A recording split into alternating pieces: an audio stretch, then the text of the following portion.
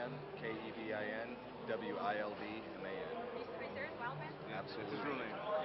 His first and last name? Timothy Johns, And I need to spell it. Timmo. Shut up. Timothy. Oh, you're not a Johns. not a 2M? Okay. Your rank? Staff Sergeant. And your promoted. rank? Sergeant first class. Okay.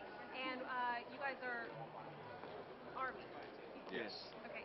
And what unit do you guys belong to? The Armor School. Yeah. We're drill sergeants. 194th Armor Brigade. Okay, 194th Armor Brigade. Yep. Okay. How long have you guys been working as a team? Is this your guys' first competition working? 6 years. Really? Do you guys think that has given you guys an advantage Absolutely. over many of the teams? Absolutely. Why? Well, I know what he's thinking. He knows what I'm thinking. We rarely have to talk. We've been together so much. We have patterns from 2 deployments. We have patterns and methods of just calling targets out, and just the communication piece is probably one of the most difficult things you have to overcome. And we've been working together so long that it's second nature to us. So. Now you guys are drill sergeants. Now do you guys get like a lot of time to actually fire and shoot and to actually keep up with your skill? Absolutely not. We when we found out that we were acceptable to come down to this competition, we had approximately 3 weeks of time, but due to other issues that we had, we fired on the range approximately 5 to 6 days before we came. And did you guys learn anything new when you guys were here? Maybe not just from the scenarios, but maybe from the different groups? We learned a good bit from just talking to the Marine Corps and the SWAT. Everybody has different methods of doing things. Everybody has different ways that they approach situations. Definitely the SWAT guys. You learn a lot of the urban stuff from those guys because that's all they do. Is urban type. Close in type stuff. Us, we're used to being 7,000 to 8,000 meters away. So. That's a big help, and then just it's the small things that you learn that ways of doing things, ways to keep your weapon from vibrating while you're shooting from a helicopter. Small things like that help out a lot. And also like some of the other, not just inter-service, but some of the civilian sectors out there, they really do. They provide some great support on all this, and they also have some equipment that we have never seen before. Sometimes what we have really is not margining up to what they have, so it gives you some good ideas of what else works in the field. Now, did you guys compete last year? Yes. Okay, and did you guys place last year? Yeah, we finished last year. We finished 12th.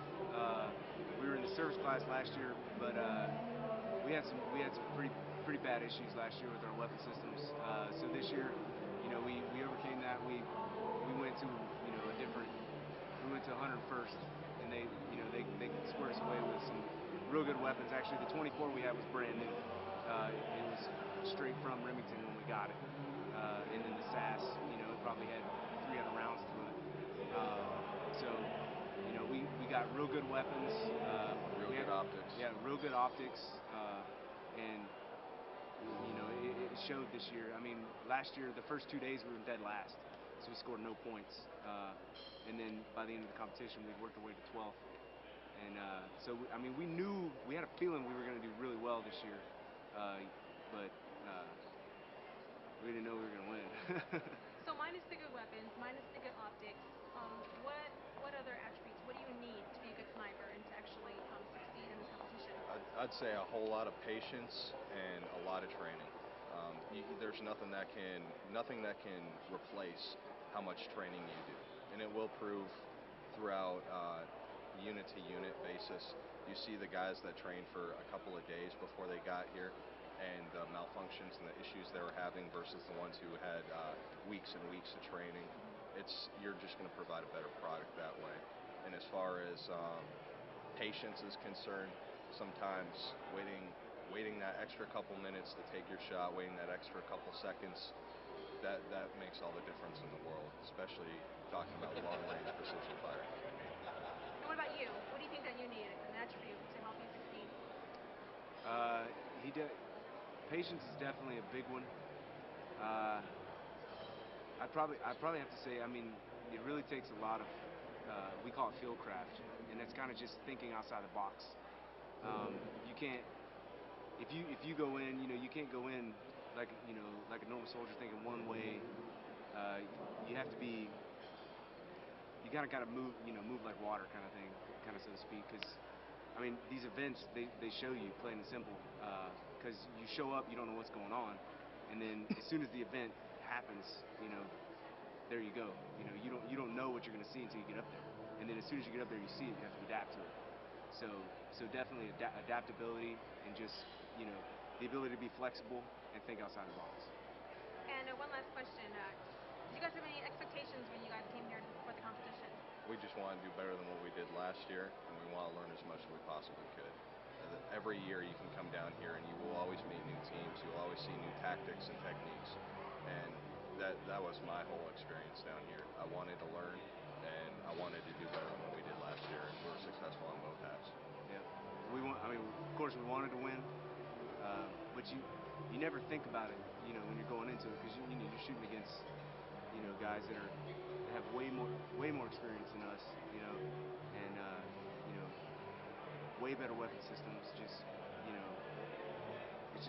so surreal when you get to the end and you looking back and you're like, oh my gosh, we actually took this. It's pretty unreal. And what category did you guys win in? Open class. Open class. Is that all it is? Yep, open class. Open and service class. Service is what they call MTO weapon systems that are issued to the units from manufacturers the way that they are. Open class is any additional things that you have put on the weapon systems, like aftermarket optics or larger caliber weapons. And we were actually showed up expecting service class, and we were pushed to open class because of our optics. We ended up having a larger aftermarket optic than what was required for service, which worked in our benefit. Anything else you guys like to add? No. That's about it. So, one more question, real quick. At what event did you guys know that you guys had it? We didn't. Yeah, we never knew. We showed up here today and we didn't know. We went into the last event, which was the aerial shoot. We knew we were 64 points ahead of the guys behind us, and we were winning open class. So we knew those guys had to hit seven targets Out of 10. Out of 10 targets. We knew they had to hit that to win. But they didn't tell us anything because we're shooting at a cardboard target, so you can't tell what you're hitting, and you're shooting from a freaking helicopter, so you don't know what you're doing anyway. So it's like it was a best guess. Yeah, we had no idea. And we really were. We were actually quite surprised to find out. Yeah, as soon as we got here, we walked straight to Master Snyder, and we're like, dude, what's up?